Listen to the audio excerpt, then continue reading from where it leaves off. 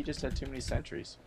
Well, we will see if he can pull it together here. It is best of three once again, so SoloTurtle has got to pull out a win here, or Hyper is going to take the series and the prize and our not so coveted yet, but hopefully in the future CESN Player of the Week honors.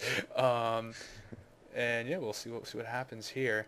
SoloTurtle Yep. picking Tal'Darim, and I mean, I don't really know. Maybe he's gonna try and expand early as a Protoss and use that choke that he's got. He's also got a lot. This map provides a lot more space in between the players. Obviously, we see up here in the 2 o'clock position is Hyper playing the blue Zerg. Down here at the call it the 5 o'clock position is SoloTurtle. So this Xel'Naga in between the two of them is going to play a big role in this match if they both go ground. Yeah, absolutely. This is definitely a more macro style map, so I think Solo Turtle's more comfortable in his late game, which is most telling. And I feel like he's definitely going to try and go for some sort of early expansion play here as this rush distance is so long. And actually, this map is also a pretty good map for Mutalisks for Hyper, as this third base here with the destructible rocks in the main are separated by this cliff, and it can actually provide a lot of cover for his Mutalisk. So we'll be interested to see what he goes for this game. And Obstacle RH has just sent me a tell, which is unfortunate because that was our Grandmaster sign up. But he is late and we cannot wait. But first of all, SoloTurtle making that pylon out very, very far. So it would sort of dictate that he's going to go ahead and get that natural early. He's not using that initial choke, which is what we would normally see if he wasn't going to expand. Particularly Yeah, against and Zerg, by the way, yeah. yeah, absolutely. Looks like he's going for this Forge Fast Expand build here as he's laying down that Forge, and he's waiting for enough minerals for that Nexus. And he does get a good, nice early scout on Hyper here, so he does know his positioning, and he does see the timing of the spawning pool and the extractors, so we are going to be seeing early speedlings again. And yeah, I'll be interested to see what he's going to be able to do about this. I don't think Hyper's going to be able to put on much early pressure with this Forge Fast Expand here, because if Solo Turtle does it well, those cannons will be able to defend against those links pretty easily. Yeah, and it's worth mentioning that Hyper doesn't know where he is either. So that sort of initial uh, push by the Zerglings isn't going to be as quick as it maybe could be on a smaller map. So that's going to work to Solo's advantage. He's going to have some time to get those cannons up, get that Oh my expansion up. god, and if you look at the front of this base, Solo Turtle is actually walling Hyper in with pylons and is gonna photon cannon in behind it. Oh I'm wow! not sure exactly what Hyper's gonna be able to do about this. And this is a fantastic move. You can't cannon rush a Zerg first of all because of the creep. So for those of you that are cannon rush players, probably not the people to do against. You see Hyper bringing a spine crawler to try and deal with these, but it's definitely going to give SoloTurtle even more time to expand. That's really what he's going for here. He's not trying to really cheese him too much, but he's trying to bide himself some time, get himself the amount of time he needs that he's not going to be having problems in the early game. But it wouldn't be too surprising to me if we see Hyper go for mutas again now, because he's blocked in here, and he's got to put pressure on somehow. So I don't know. We'll see what Yeah, happens. We see this natural coming up now from SoloTurtle. No cannons here to defend yet, but once again, I don't think. Yeah, we see that Hyper doesn't have vision on where SoloTurtle is, so SoloTurtle's got nothing but time at this point. yeah, and it looks like the spine crawler is gonna start chipping away at this pylon. But I think that's the only pylon it's gonna be able to take down. And even with two lings and a queen, they're not gonna be able to take down that cannon. Yeah, and he So can't he's really. still gonna have some trouble here, He and he can't doesn't really have get enough the. gas to make this layer that he needs. And the Solo Turtle, meanwhile, just getting up his gateways, getting up his pylons, and just kind of having a time of it. Yeah, he's getting some gas up now too, and you know, Hyper has to. He's sort of in a weird position here because SoloTurtle can start using these to warp stuff in if he decides to 3-gate. We do see Hyper very wisely moving in a creep tumor so that he can get his spine crawler down closer, and now he's in range, I think, of both these pylons, and he's gonna be able to deal with it with his spine crawler. So that was a good counter by him. But it's still once again taking a lot of time out of Hyper's game plan to deal with this, and for what was it, 450 minerals, it's something that SoloTurtle was willing to pay to get himself some time. Yeah, definitely. I mean, that was a pretty costly investment by SoloTurtle to make this wall in this early, but I think it's going to pay off for him in the end just because it's going to delay Hyper's natural so much. And by this time, he does have a really nice wall here at the front, so those lings, even if Hyper does continue to make them, which it looks like he is, aren't going to be able to do a whole lot. And he is morphing in an early layer, so as you said, he is probably going to go for mutas, but I really sort of disagree with is the amount of lings he's making at this point, because I really think he should be just trying to drone back up because he knows he's behind at this point, and he's going to try and put on some early Well, pressure, he but I don't think he's doesn't going to do really a whole know. lot He about hasn't it. done any scouting yet because he's been able to get out of his base, and so he's gonna just see this wall now. SoloTurtle actually walling himself in. It'd be interesting to see if he cancels that pylon once he's gonna cancel that. Just using it as a temporary wall in, which is a smart move. He doesn't want to wall himself in there.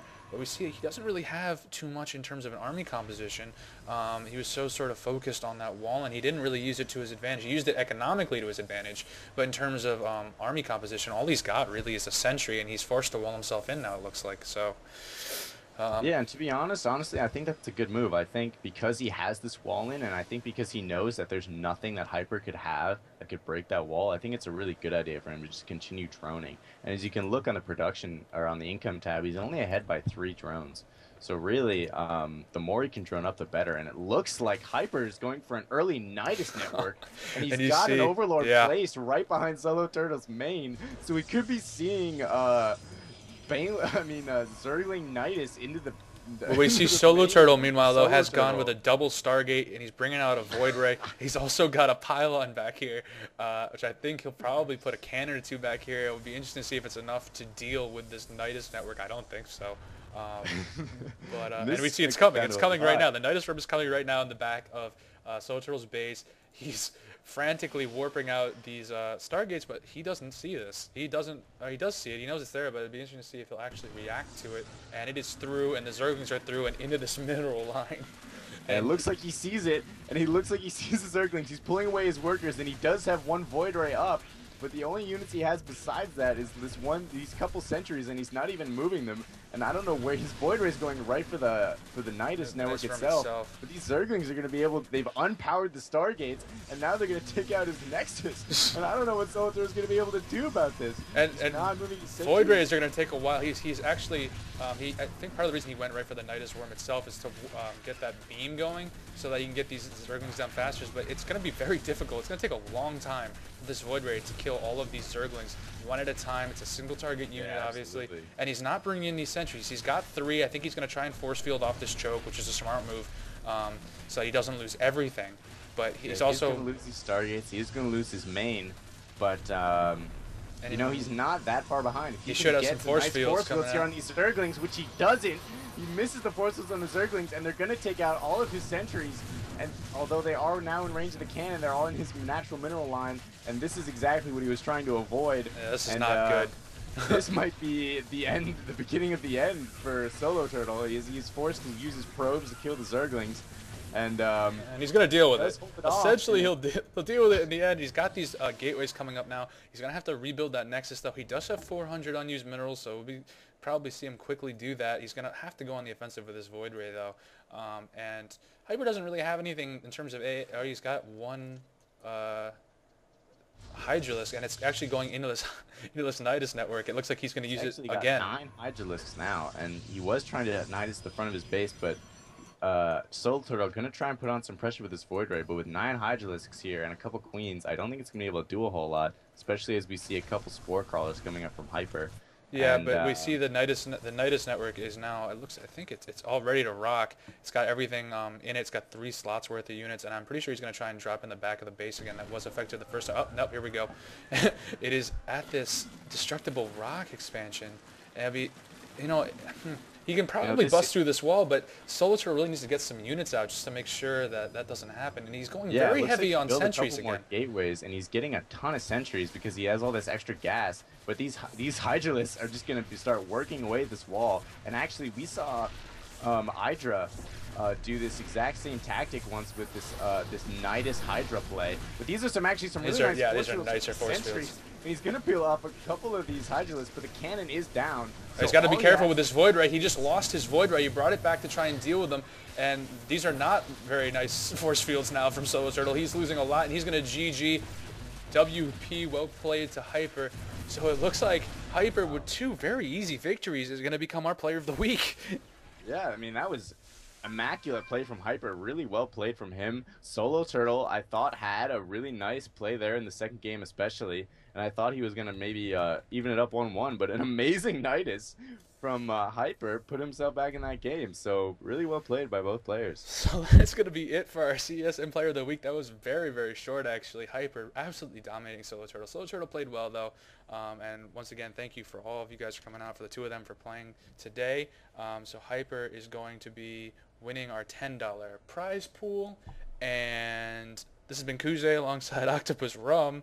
And we've been blessed to have this competition start up. And thank you guys for playing. And anything else to add? No? No, I mean, no, I mean, those are some really high quality games. I'm sorry that we couldn't get everyone into play. Hopefully next week we'll get some brackets up and everyone will get their chance at $10. And Hyper is currently going to be taking away the prize this week, and he'll have his chance to claim it once again next week. Yep, so we will see you guys next week.